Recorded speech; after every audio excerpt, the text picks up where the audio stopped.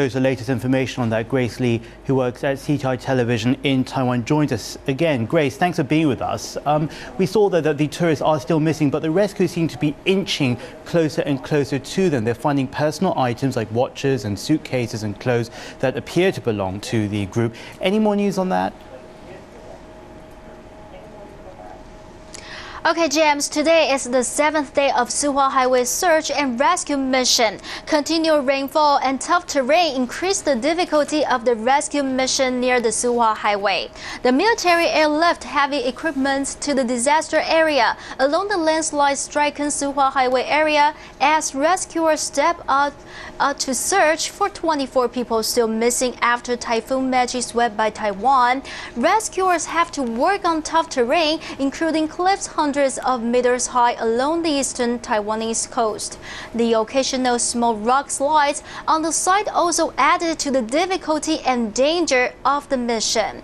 The bad weather condition plus stormy waves also slowed down the search mission. There was medal response near 114.5 kilometer mark of Suhua Highway, which was suspected to be Halula tour bus, but we are still waiting for the final results, James. Now, for some of the relatives, the anxiety continues. They wait for any kind of news of their missing family members. But for other relatives out there in Taiwan, the mourning process has already begun. The body of one of the Taiwan bus drivers has been identified, and all family members of the missing tourists have given over their DNA samples. Any more news, any more developments on the ID progression?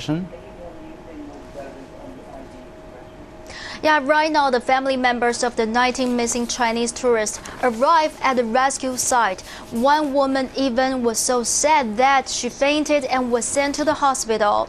Others urged rescuers to keep up their good work and find their loved ones.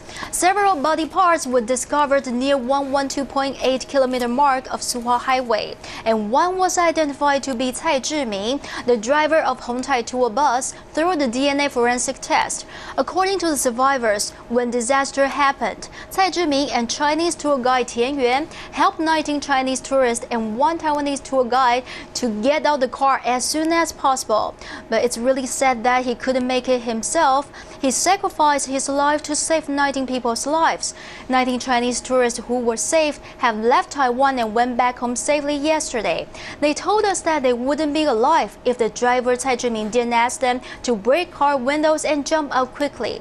Cai Zhiming was only 36 years old, left heartbreaking wife and 3 children behind. Rescuers they found that parts of the bus's personal items belonging to the other tourists, as well as yet to be identified body parts, it's considered to be one of the biggest and most challenging search missions in recent history. Back to you, James. Well, some real stories of courage emerging there from Taiwan. We hope for some good news when we come back to you. Grace Li reporting for us live from Taiwan for CCTV9 Television. Well, the spokesman for the Taiwan Affairs Office of the State Council, Yang Yi, has told a press conference that he wants